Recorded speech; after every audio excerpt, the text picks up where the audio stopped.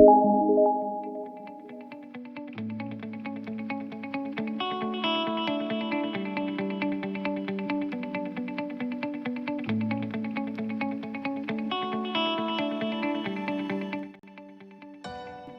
evening, everyone. My name is Ori Laser. I'm the assistant to the head of the department for Irgoon in Israelis abroad in the World Zionist Organization, Mrs. Gusti Yehoshua Braverman. This webinar was created in the midst of the war, and we are in different reality today, and we have a lot of updates to hear from Dr. Thamar Eilam Gindin. This webinar is designed to give you updates to Jewish communities, to Zionist federations around the world that the department is responsible for, and to Israelis around the world, Israelis in the diaspora, that is also our target audience of the department. I would like to introduce you to Mrs. Gusti Yehoshua Braverman, the head of the department and member of the WZO executive, to give her opening remarks to this webinar. Please, Gusti. Thank you, Rory. Good evening, everyone. Good morning for some of you.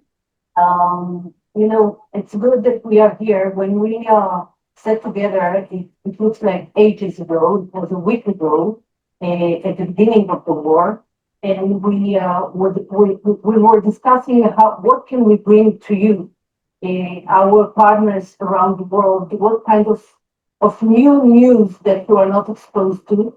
And we didn't know at that time if this webinar will happen while we are still in the war, or it will.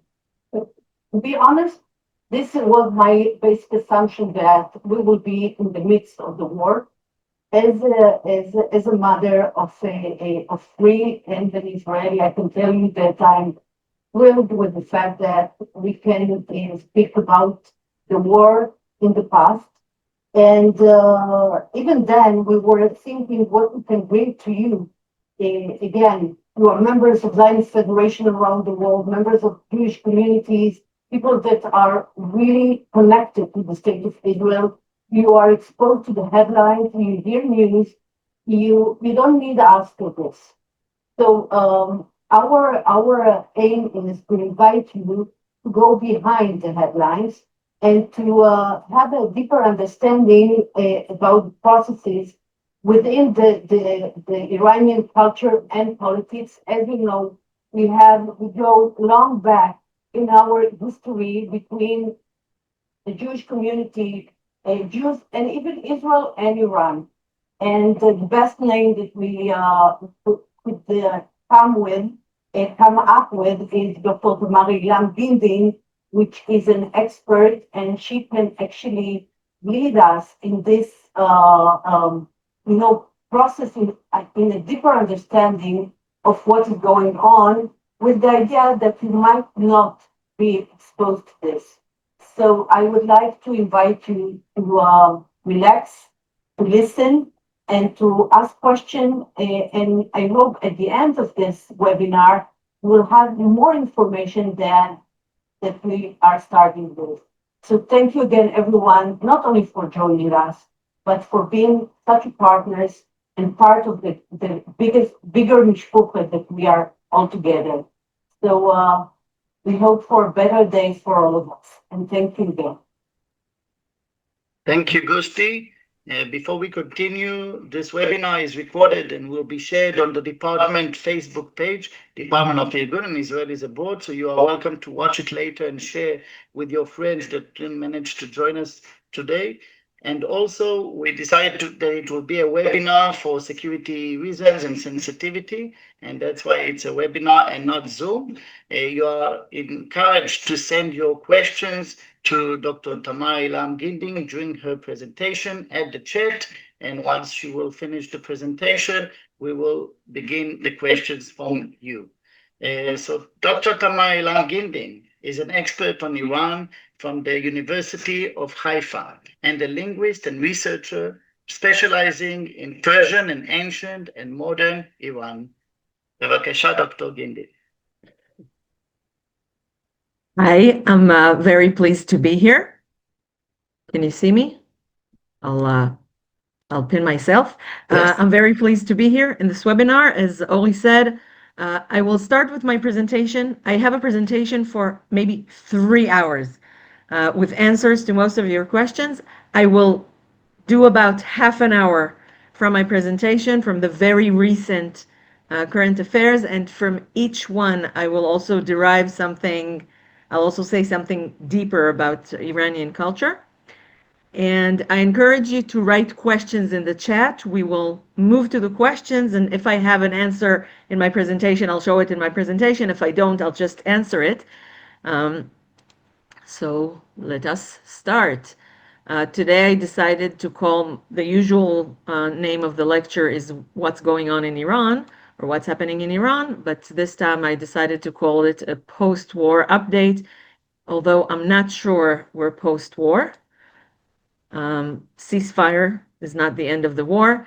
This is me. I'm Dr. Thamar Eilam Gindin. Gindin is from home. Eilam is from my big children's father. And Doctor is from the Hebrew University of Jerusalem. I finished my PhD in Iranian linguistics, supervised by Professor Shaul Shaked, who was one of the leading Iranists in the world. Iranian linguistics means that I read Ahasuerus in the original, and I also read Khamenei and listen to Khamenei in the original, and everything in between, and a little bit before, hopefully also a little bit after. And from just being a linguist means I have to keep my language up to date, and this is why I live in social media and I live in news outlets. And from living in these places, I get to know also the culture and people, and being an analyst on various news outlets, I focus on reading about politics and culture and whatever is interesting to the public. I am the first cultural attaché of Israel in free Iran, but until Iran is free, I build bridges between the Iranian and Jewish and or Iranian Israeli nations, and open eyes on both sides to see that the other side is human just like us. There are some differences. They're usually very cool. And I do it by lectures, books, podcasts, social media, interviews in Hebrew, Persian, and English, and uh, anything I can do. I also did some summer schools, but that's not for now. Let's see what's going on in Iran. This picture is from the mass funeral of all the Shaheeds of Victory that took place yesterday in Tehran. It looks very crowded because the frame had to be full. So there were barriers around the Inqilab Revolution Square to make everyone very, very crowded. But when you see the pictures from afar, it's not that full. Anyway, we have to see that there are a lot of people, and the coffins were put on trucks, and people were throwing their clothes to rub on the coffins and get some of their good Shaheed energy. It was a party. And I want to show you three distinguished guests at that party in the funeral. This is how it looked on television. Okay. Okay, here we see the people rubbing their clothes and trying to touch the coffins. Okay. I'm trying to stop this. Okay, I think I'll have to do a new share. Um,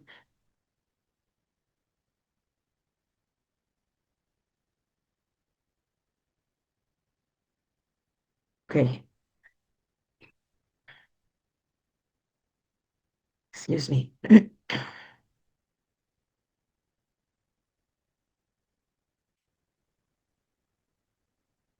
Okay. I want to show you three prominent guests on this funeral. If you can write in the chat if you recognize someone from these distinguished guests. Can you recognize these distinguished guests? You can write in the chat because it's a webinar and not a Zoom. We can't really have a two-way conversation. Okay, I will tell you. Starting from the left, we have Raisi, the former president, who was killed in a helicopter accident on May 19th, 2024. And he was the worst president of the Islamic Republic. He did damages that still last in his short 3-year term. But because he was killed in an accident, in a helicopter accident, an untimely death, he received the status of Shahid. So you see here, he's one of the 3 major characters. On the far right, we see with orange robes Khomeini, the person who established the Islamic Republic, the father of the Islamic Revolution of 1979, the Iranian Revolution of 1979 that became the Islamic Revolution. He's also deceased for a long time. And in the middle, we see Khamenei. Khamenei, the present leader of the Islamic Republic, is still alive, but he's not well. In the beginning of the war, he went about 180 meters down into a bunker and stayed there. He deposited the running of the country to an IRGC committee, but he still had to make the important decisions. So when negotiations were offered to the Minister of Foreign Affairs and former president and the advisor of the leader, they couldn't say yes because they needed his approval and he was out of reach. And then he was out of reach also after the ceasefire for a few days. And when he finally came online and shared a video, he looked very weak. He spoke very slowly. But the thing that I saw more than other things was not only his body language and the speed of his talk, and he had like bodily noises like that you could hear that were edited out in previous videos. The editing was worse. You could hear people in the background. What I heard was that he used more Persian words. Usually clergy use more Arabic words. Persian is an Indo-European language. It has a lot of Arabic components, and clergy use more Arabic components. Islamic Republic officials use more Arabic component, and people who oppose the regime and are Iranian nationalists use more Indo-European, more Persian component. We'll talk about this identity pendulum in a second.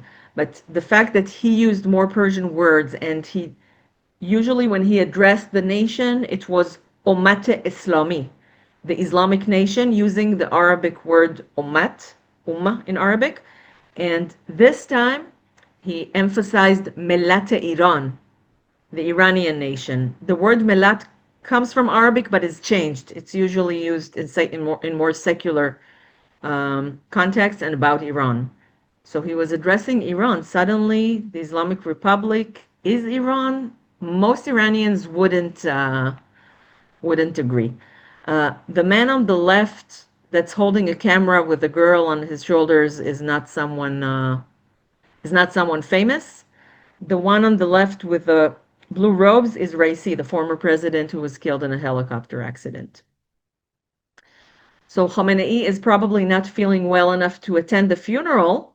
And you can see that these characters are made of cardboard.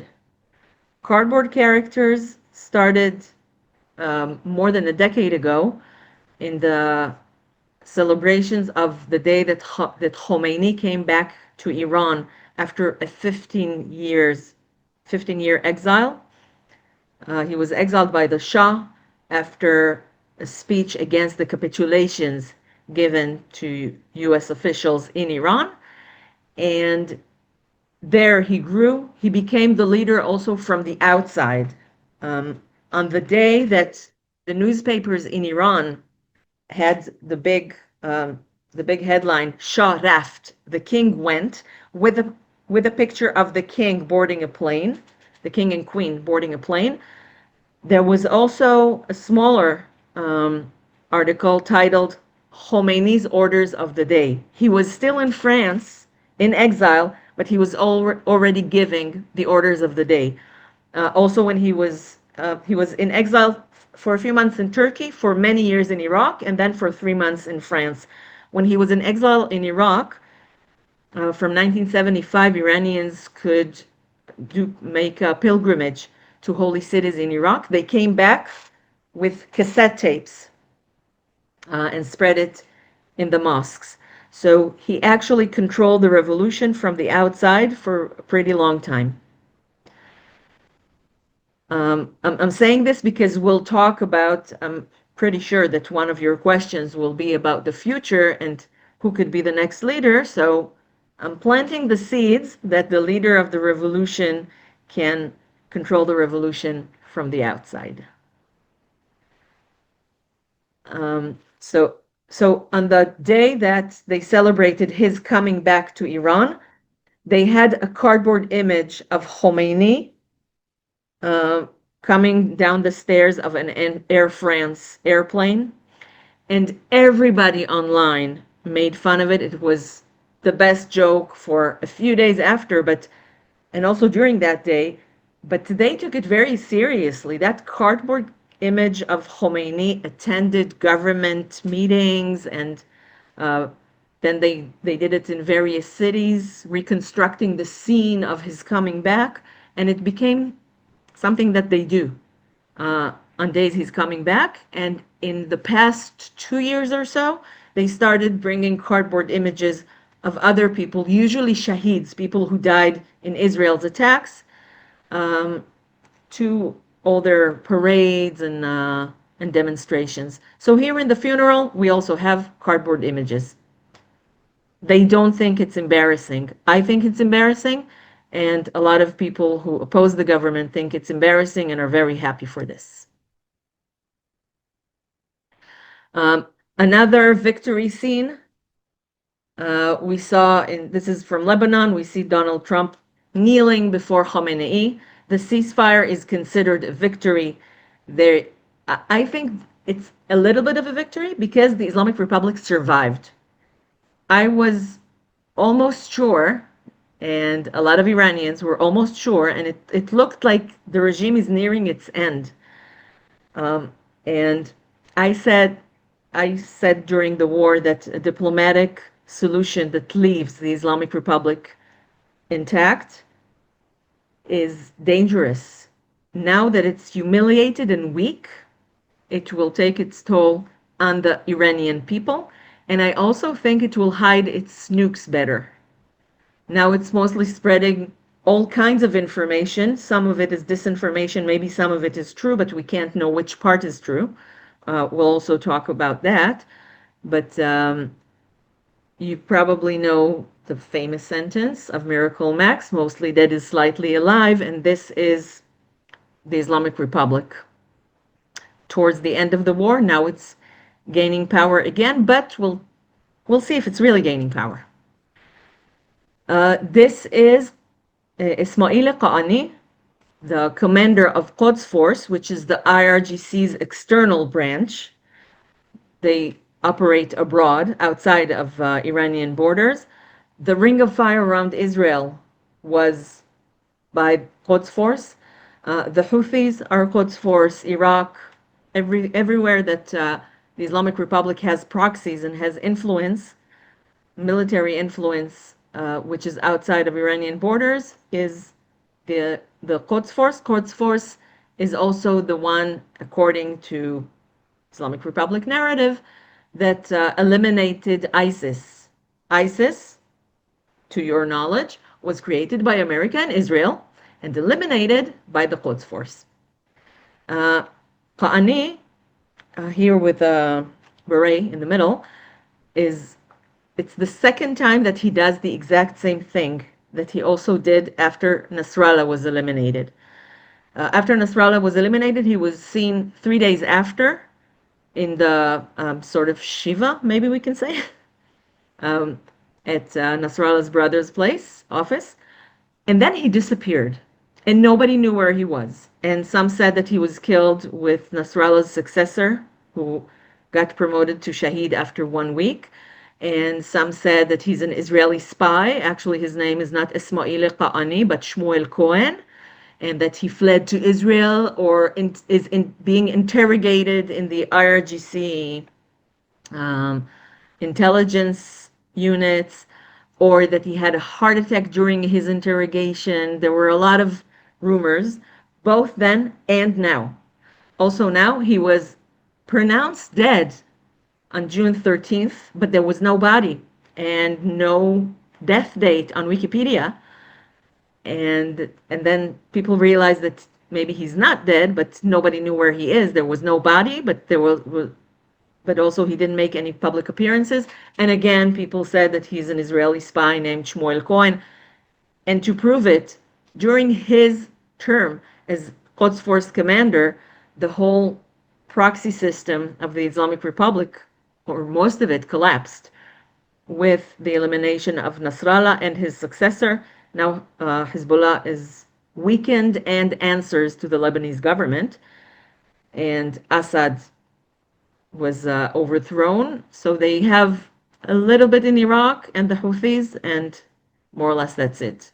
I don't even know if Hamas answers to them, because when Haniya came and asked Khamenei for help, Khamenei told him, no. You didn't tell us about October 7th.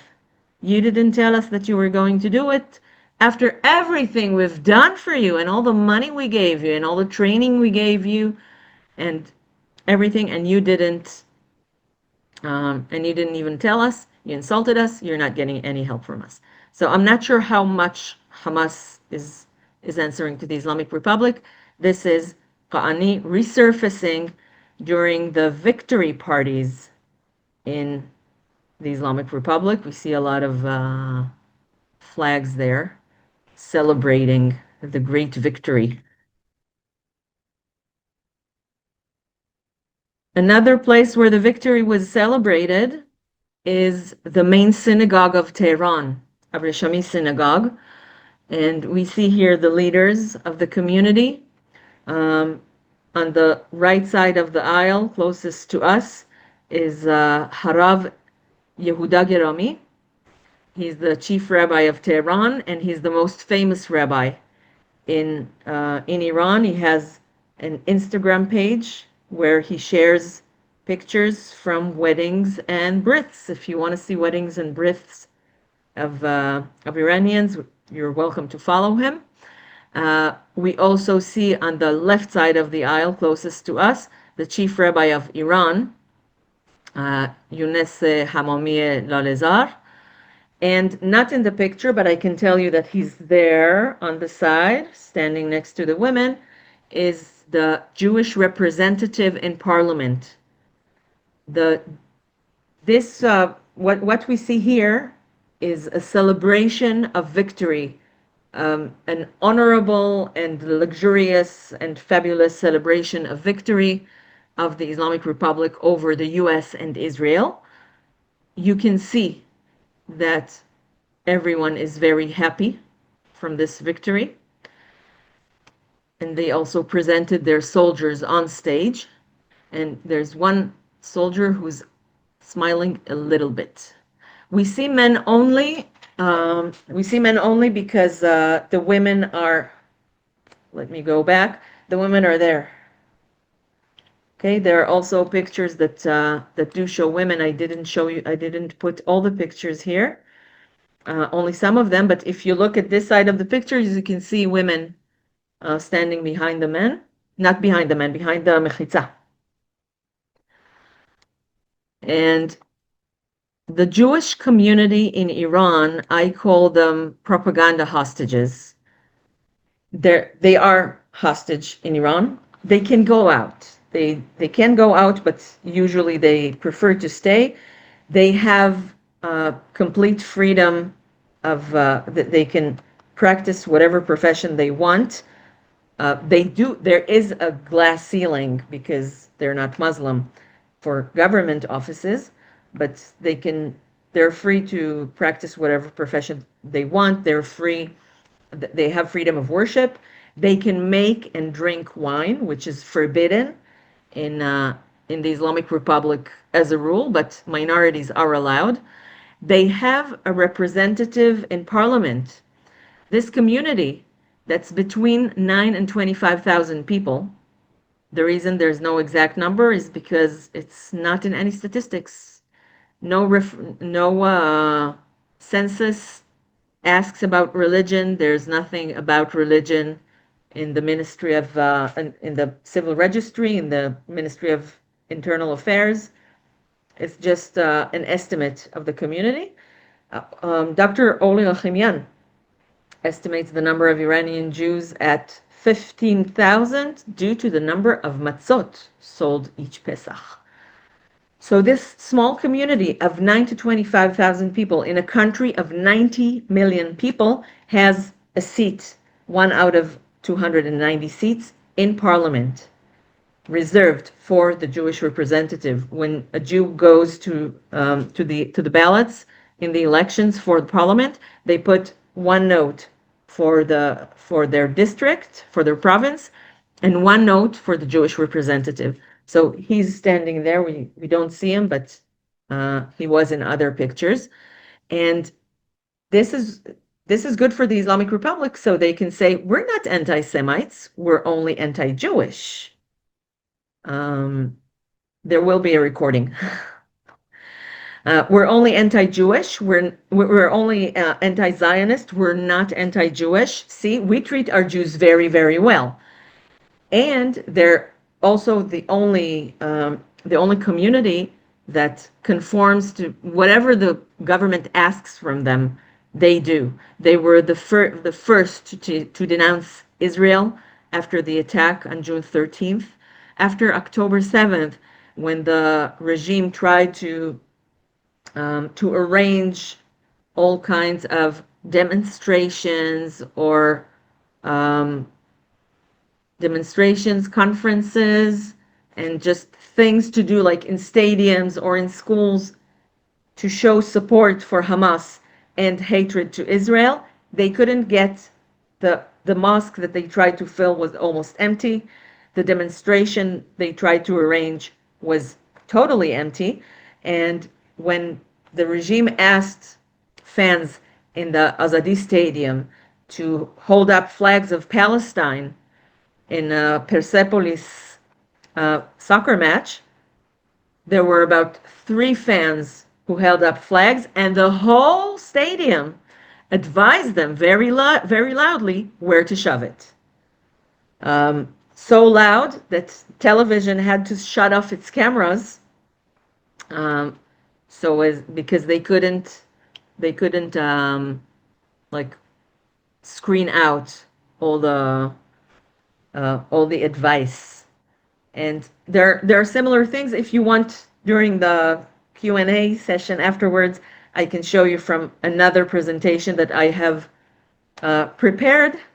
I prepared to show you, if you want to see more things that show that there was more support to Israel and less for Palestine. All this is to say, don't get too excited, because support for Israel and hate for Palestine are both signs of opposition to the regime. It doesn't really mean that they support Israel or hate Palestinians. They usually hate Palestinians, also supporters of the regime. But being pro or against Israel is mostly their stance against or pro the regime, as we saw during this war. So the Jews also after October 7th did fill a synagogue, did fill a demonstration against Israel, and now they fill the synagogue to celebrate the glorious victory of the Islamic Republic over Israel and the United States, which didn't really help, because starting Thursday, we started hearing about arrests in the Jewish community. Now, it's important to understand, I think I can stop sharing now and then I'll go back to sharing if there are relevant questions. There are now barriers in the streets, checkpoints in the streets to look for Israeli spies. There are house-to-house searches looking for Israeli spies.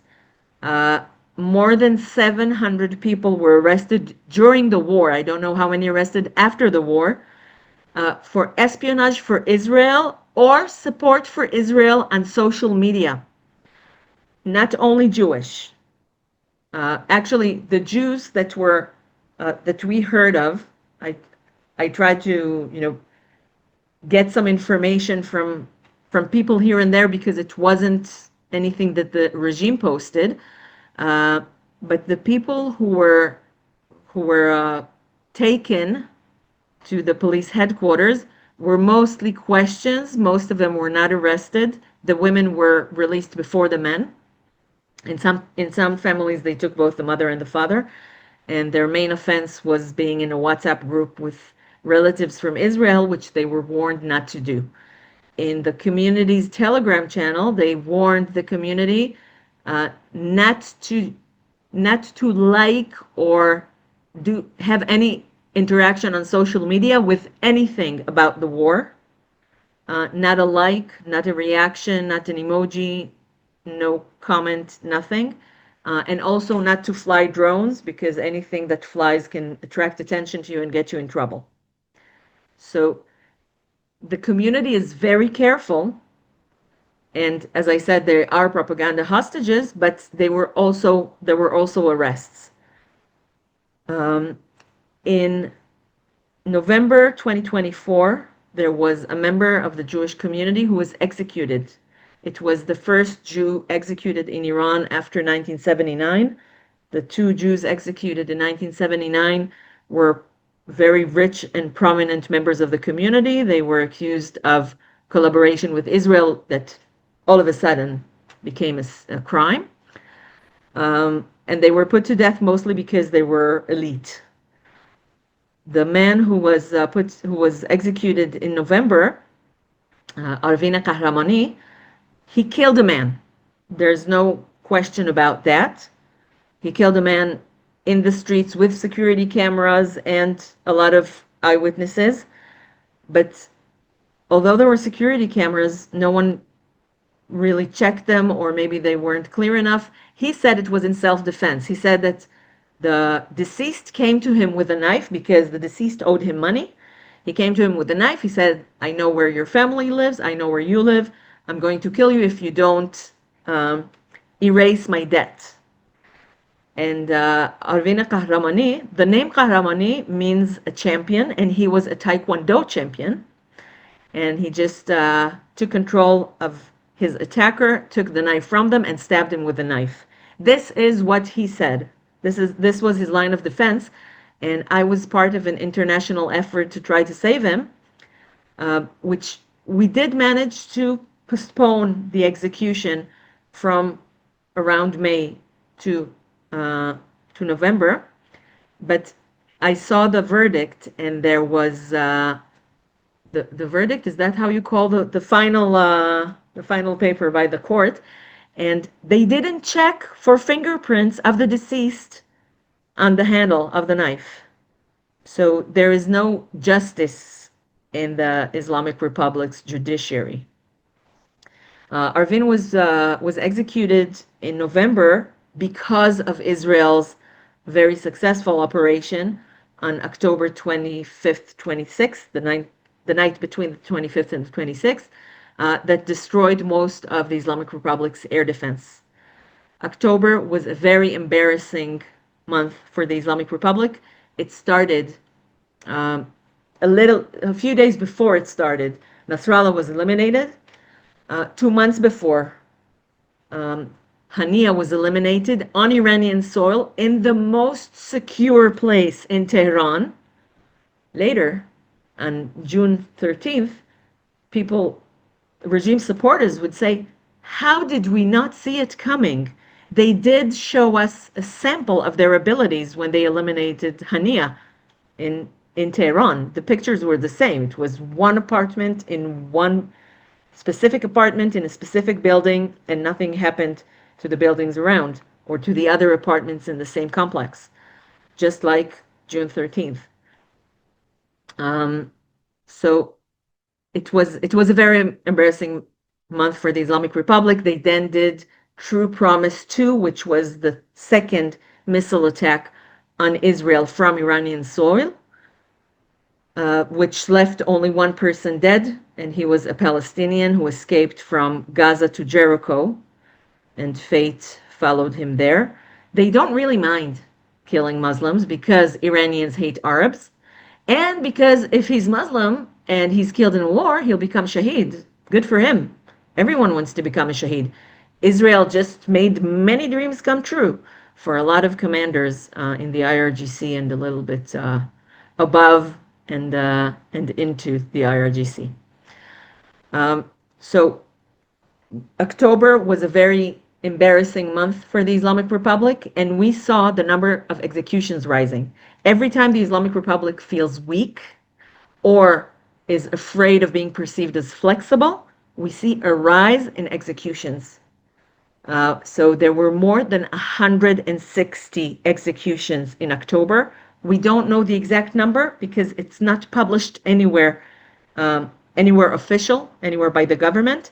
We know it because human rights organizations gather information from families of people who were executed and from other prisoners about the people who were executed. So it's at least, one organization said at least 161, one organization said at least 166 people were put to death in October in the Islamic Republic.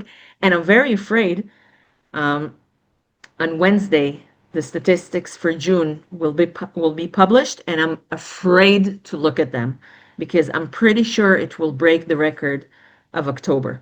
And Arvin was executed in early November to signal to Israel, hello, we have hostages here. So I think that the arrests in the Jewish community also signify to Israel that we have hostages. They didn't do anything to them because they are compliant. The people who suffer much more because of the war are the Kurds. 3 out of the 6 people who were executed during the war for espionage for Israel were Kurd, and their searches and arrests in hundreds in the Kurdish community, and they're not just questioned and released. They're the ones who pay the biggest toll. What do you say, Ori? Shall we move to questions, or should I continue? Because I can continue for the whole night if you want. I think we have a few questions that we can begin with, and it's a good opportunity for me to encourage the others to write their questions either on the chat or in the QA, and then we as the panelists will see your questions and will be able to refer them to Tamar. So the first question is that today Iran issued a fatwa to assassinate Trump. If you can please explain this.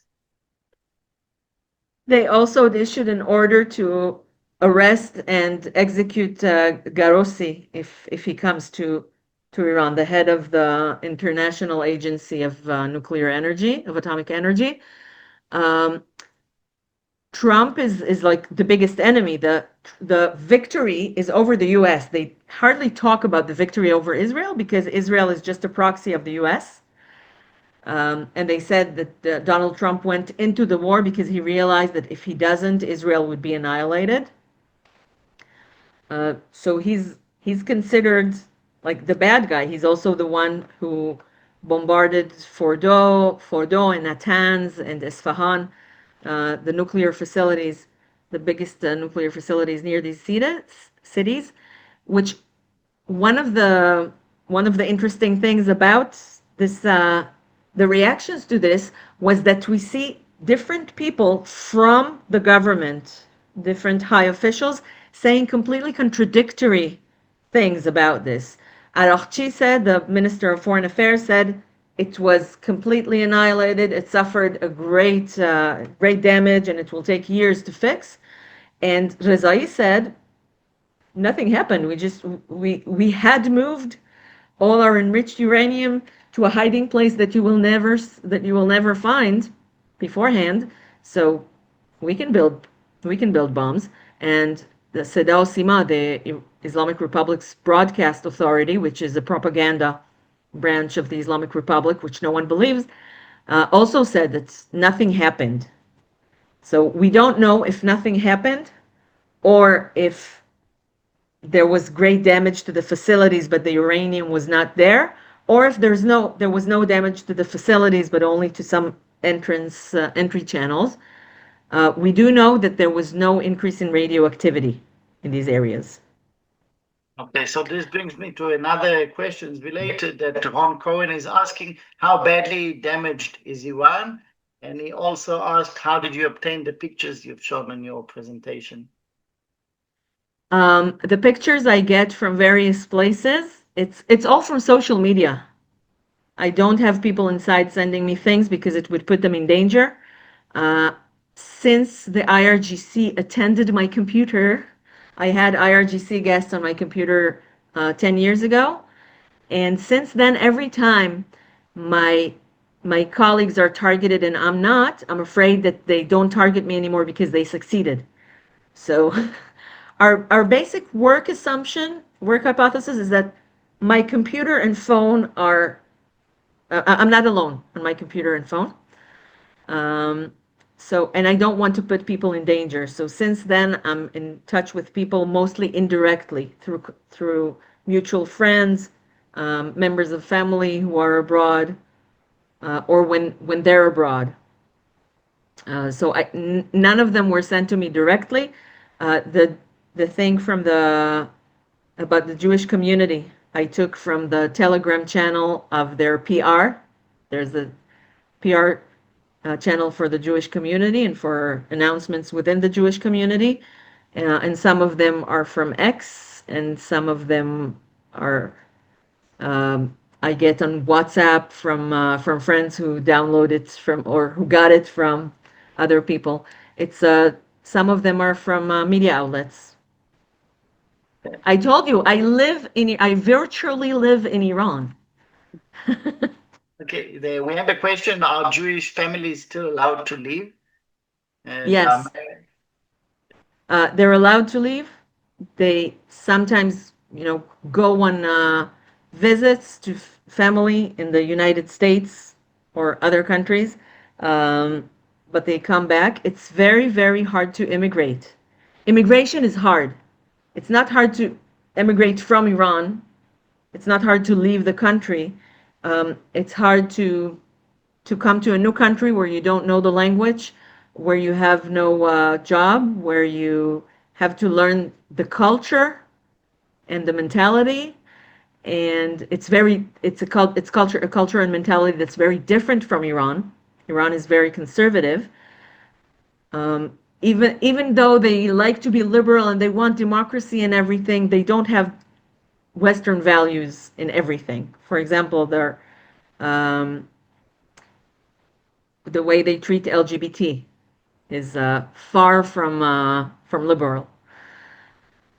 And immigration is also hard because the prices in Iran and the wages in Iran and the worth of everything in Iran is much lower than the West. So when they make their salaries, they can buy things because the ratio is more or less reasonable. It's hard, but it's more or less reasonable. If they sell a villa in North Tehran, maybe they can buy a two-room apartment in Beersheba with it. So the worth of their assets is much less, and going from being a big businessman to being an immigrant with no language and no relevant social skills is difficult. So even those who try to immigrate sometimes go back. Okay, we have a question about the death sentences. Someone says it's common, nearly 1,000 killed yearly by the regime. Is that correct? In 2024, it was 900 and something.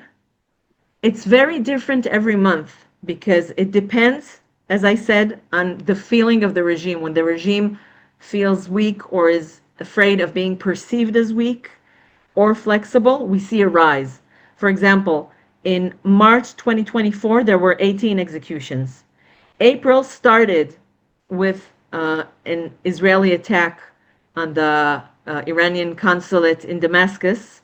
That wasn't really a diplomatic place. It was the Quds Force headquarters, killing 7 high-ranking IRGC officials there, which was very, very embarrassing for the Islamic Republic. This is why they made True Promise 1, the first attack on Israel from Iranian soil. They did it very carefully to save their face, but not to engage in war, because their two motivations are face and survival. So here, face was important, but they were careful not to engage in war. In True Promise 3, which was what we had in the past 2 weeks, they were already in war, so they didn't have to be careful about that. This is one of the reasons, in my opinion, that we had a lot more damage. So April, that was very embarrassing for them. Then there was also the Israeli retaliatory attack. There were, after 18 in March, there were 77 in April. It took time for the numbers to go low again. In June, there were 18 also. Then in July, when Pezeshkian was elected, they had to show the people that they're not flexible. Don't think that now that we let you elect a relatively pragmatic president means that now we'll be flexible. So there were 55 executions. After Hania was eliminated in the last day of July and was not retaliated, so the death toll rose to 98 executions. Everything is at least. Okay, I'm just quoting the numbers from Hengao Human Rights Organization website. And then after a slight decrease in September, we went up to more than 160 in October. And I'm afraid that June will top that.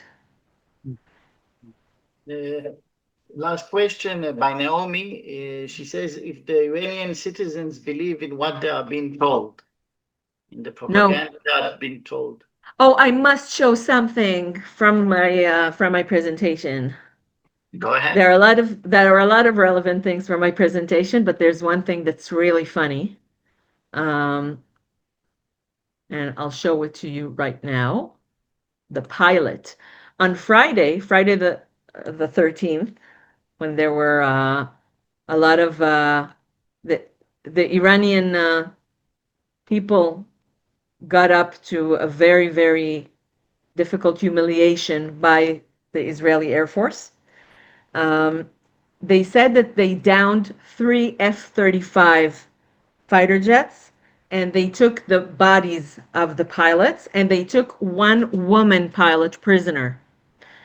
And I'm also a fly on the wall in Telegram channels of regime supporters, because just talking to my friends, everybody thinks that everybody thinks like them. So I don't want to live in the bubble, and as an analyst, I don't want to see only part of a bubble. So I'm also in Telegram chats of regime supporters, and they said, regime supporters, first of all, they don't buy the thing about victory. Also, they're trying to see where things have gone wrong and who is to blame. And about the woman pilot who was taken prisoner, they said, if there was a woman pilot who was taken prisoner, why don't they show her picture? And there was a lot of talk on why don't they show her picture. So eventually, news outlets that represent the regime showed the picture of the Israeli pilot that was taken captive. What is wrong with this picture of an Israeli captive? Can you tell? She's about to take off. Yeah, first of all, she's about to take off. She's inside the plane. She wasn't downed. Her braid is very tidy, and her face is blurred. so as not to be recognized. Why? If she was taken prisoner, we would have expected that she would be a little bit more shabby and with a face that we can see. This is from another news outlet, and this is the original from October 26th, which is the morning after the successful attacks on Iran that destroyed all of the Islamic Republic's air defense.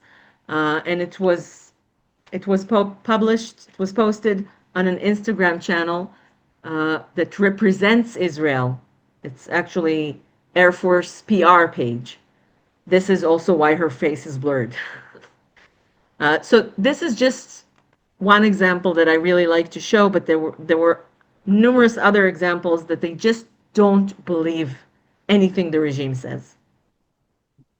Okay, so we're done with the questions. If we have 5 minutes until the end. If you can tell us your point of view for the future, how do you see the situation now with the future? Okay, I'm not a prophet, but I'm also not very pessimistic. I'm I'm not very optimistic, but I'm not in euphoria as I was in the beginning of the war, but I'm not that pessimistic. The main word that I heard repeatedly in the day after the ceasefire was betrayal. The US betrayed us, Bibi betrayed us, everyone betrayed us. They left us. I think one of the guests also wrote that the BBC said that the IR now will be even more cruel to the people. So that was the feeling, and in both regime supporter and opposition groups, there was a feeling of betrayal. Among regime supporters, it was because Russia and China didn't come to their aid. But I do see that once they understood that no one is going to do the work for them, because they did expect Bibi to do the work. After every elimination, they go online and they say, "Oh, Bibi, I love you. Thank you for killing everyone I hate." They don't distinguish between Netanyahu and the state of Israel or the Israeli Air Force. So it's all, Bibi, no karatam, osheratam, I love you, please. This is your next target, the house of the leader. And this is your second, the next target is the Islamic Republic's broadcast authority, which is their propaganda. It was hit during the war. And they were very disappointed that we didn't do it. I think it was a good thing that we didn't do it. I don't think he should survive, but I don't think Israel should do it. I think it's the Iranian people who should do it.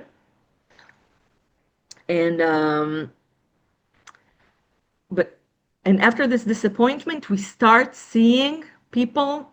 I start seeing movement and some planning and some orders online. And what I want to show you, that was for me, that was the most exciting news item of the day,